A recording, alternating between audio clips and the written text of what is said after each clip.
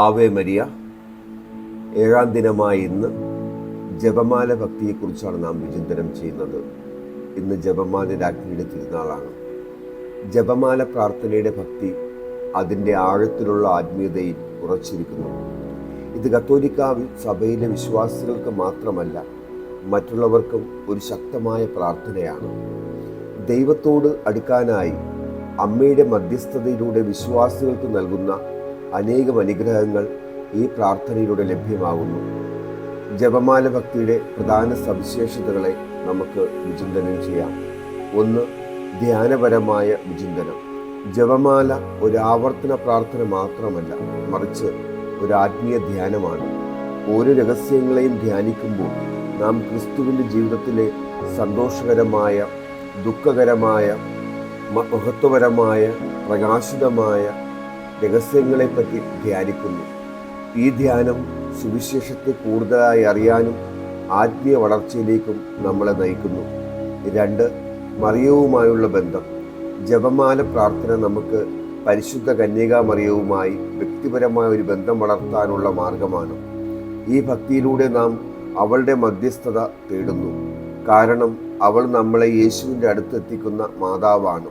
അവളുടെ വിനയം, അനുസരണം, വിശ്വാസം എന്നിവ നമ്മുടെ ആത്മീയ ജീവിതത്തിൽ മാതൃകയായി നിലകൊള്ളുന്നു. സമാധാനത്തിൻ്റെ മാർഗം. അനേകം വിശുദ്ധർ, പ്രത്യേകിച്ച് വിശുദ്ധ ജോൺ പോൾ രണ്ടാമൻ പാപ്പ, ജപമാലയെ സമാധാനത്തിനുള്ള പ്രാർത്ഥനയായി അംഗീകരിച്ചിട്ടുണ്ട്. ഇത് ആത്മീയ സമാധാനവും ദൈവത്തോടുള്ള ഐക്യവും നൽകുന്നു.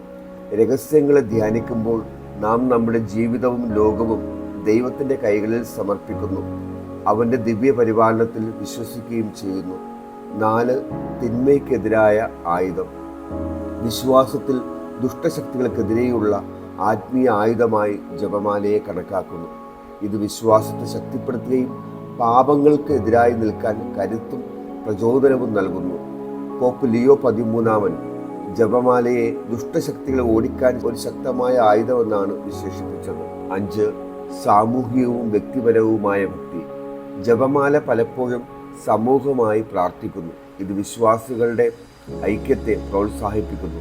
അതുപോലെ തന്നെ വ്യക്തിപരമായ ഭക്തിക്കും പ്രാധാന്യമുണ്ട്. സന്തോഷവും ദുഃഖവും അഭിമുഖീകരിക്കുന്ന ഓരോ വ്യക്തിയും അവരുടെ ജീവിതാവസ്ഥ അനുസരിച്ച് ജപമാലയെ പ്രാർത്ഥിക്കുന്നു. ജപമാല ഭക്തി അതിൻ്റെ ലാളിത്യത്തിലും ആഴത്തിലും നിലകൊള്ളുന്നു. ധ്യാനത്തിനും ദൈവത്തിൻ്റെ കരുണയിൽ വിശ്വാസം വയ്ക്കുന്നതിനും മനസ്സും ഹൃദയവും തുറന്ന് നമുക്ക് ഈ പ്രാർത്ഥനയിലൂടെ മറിയത്തിൻ്റെ മാതൃകയും മധ്യസ്ഥതയും അനുകരിക്കാം. ദൈവം നമ്മെ അനുഗ്രഹിക്കട്ടെ.